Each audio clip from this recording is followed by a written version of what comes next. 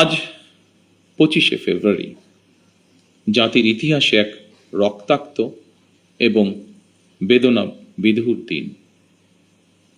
এ দিনটি এলে প্রকৃতি যেন আবার স্মৃতি ও শোকের ভারে নীরব হয়ে যায়। বাতাসে ভেসে আসে সেই বিভীষিকাময় মুহূর্তের আর্তনাদ। আমাদের হৃদয় গভীর বেদনায় ভারাক্রান্ত হয়ে ওঠে। 2009 সালের 25 এবং 26শে ফেব্রুয়ারি এই নির্মম ঘটনা আমাদের জাতীয় জীবনে এক গভীর ক্ষত সৃষ্টি করেছে, যার বেদনা সময় পেরিয়ে আজও বহমান।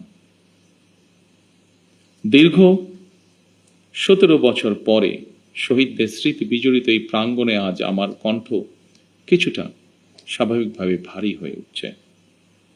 আমি কেবল একজন জনপ্রতিনিধি হিসাবে নয়, একজন সেনা পরিবারের সদস্য হিসাবে, একজন সহযোদ্ধার সন্তানের মতন আপনাদের সামনে, আপনাদের সাথে আজকে উপস্থিত হয়েছে।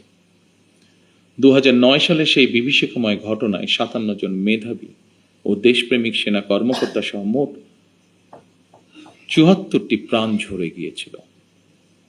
প্রতিটি নাম একটি পরিবারের আলো নিভে যাবার গল্প, প্রিয়জন হারানোর বেদনা বিধুর অধ্যায়, একটি সন্তানের পিতৃহীন হওয়ার ইতিহাস, একটি স্বপ্নের অসমাপ্ত মহাকাব্য।